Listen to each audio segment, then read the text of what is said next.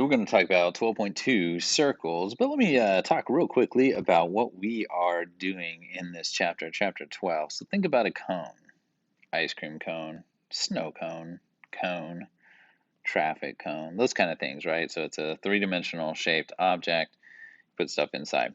Now, if you were to cut this cone, right, like perfectly, like let's cut it right here, guess what shape that you would create in a cone?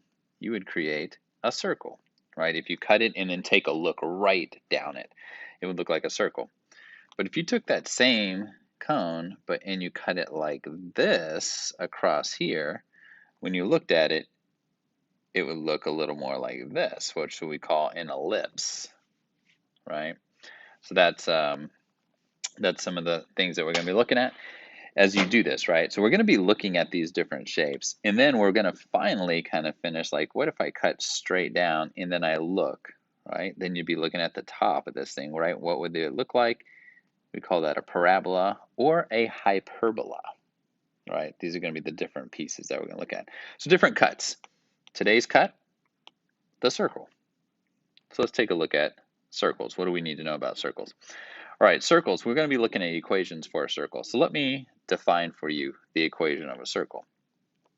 So a circle is made up of the equation x minus a number squared plus y minus a number squared equals our radius squared. Okay, now sometimes people define these like with an A and an H or things like that, right? But we just need to know that a number goes in there. All right, so what we need to know is the center of the circle is defined by, essentially what you want to think about is the opposite of this number, right? Or technically the number itself past the minus sign. The number past the minus sign, that gives us the center of the circle, and then the radius is whatever this number is before you square it, right? That would be the radius. Okay, so that's essentially all we need to know right here. So this is the whole definition of what we're doing today. All right, you ready to put this together? Here we go.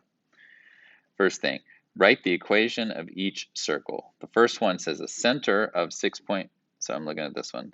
Center at 6 and -5 and a radius of 4.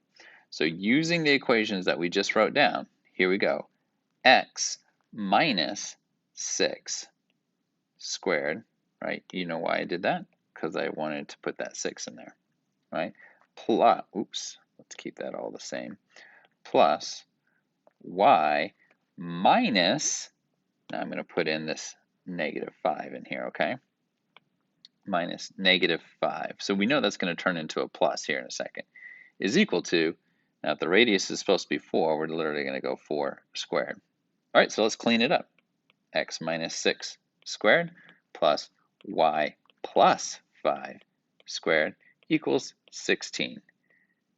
There we have the equation of the circle, right? That's really what we're doing. We're trying to put it into this equation, and then we can work backwards from it too if we need to. All right, so let's try this one here. You ready? Here it goes. X minus -11 squared plus y minus 3 squared equals 9 squared. All right, clean it up. X plus 11 squared plus y minus 3 squared equals 81. And that's what it looks like right there. All right, so if we're given all the components, we can write the equation. Now again, what is it that you look like? Think opposite. So I see a plus 11, so I think -11. Yep, that's that. So I see a -3, I think opposite, +3. Yep, that's the y movement. So we call that a shift. We're going to shift to left 11 and up 3, and we're going to put our center. And then radius is literally 9. All right, so I'm going to square that. and that's what gives me 81. Okay, let's try this one right here. We're trying to find the equation of this circle. First of all, I got to find my center. So it's x minus 0 squared plus y minus 0 squared. You know why? It had 0. It had no shift from there. And then we're going to just count. 2, 4, 6, 8. 8 squared. Let's clean it up. X minus 0 is just x squared, plus y minus 0 is y squared, is equal to 8 squared is 64. There it is. This is actually what we'd call the basic circle, where we did not shift it away from 0, 0. X squared plus y squared equals radius squared. Right? Okay, here we go. Here's this one. Let's think about the shift. Right, so the shift, it looks like if these are 8, so each of these are 2, 2, 4, 6, 8. So 2, 3. So it shifted over 3, but 0. So x minus 3. So it's always, and I always want you to think opposite. So I see a negative 3, that really means shift right 3. Right? If I saw a positive 3, it means shift left 3. It's funny if you think of it that way. It's because it's what comes after the minus sign that matters. Plus y, what was the y shift? 0. It didn't shift anywhere. Squared equals, now the radius is 2, 4, 6, 8, 9. 9 squared. All right, let's clean it up. X minus 3 squared plus y squared equals 81. And there it is, same, right? The shift. Going through that, right? Okay, so now when we get to other things, right, when it says containing the point, so center and containing the point. So that I'm going to look at this number 6 here. I'm going to bring it down here. Now, the center is at -1, so I'm going to go x minus -1 squared plus y minus 9 squared equals radius squared. So the problem is right now we don't know the radius, right? But so as I start to clean this up, I know most of it. I just need to figure out how wide is this circle. Right, so I can figure out that radius. Got a couple ways we can do this.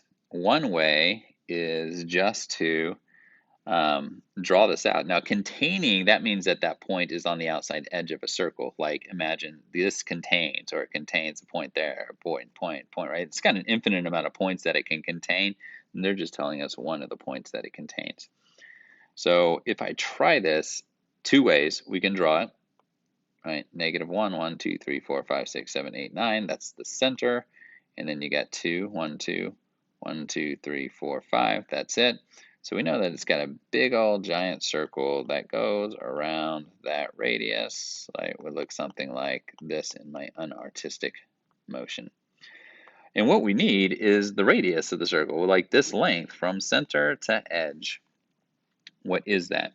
So we can do multiple things. Is we could do, if we like geometry, do a little Pythagorean theorem. How far did you have to go to the left? How far did you have to go up? Those are the two side lengths of a right triangle, and then Pythagorean theorem, it gives you that.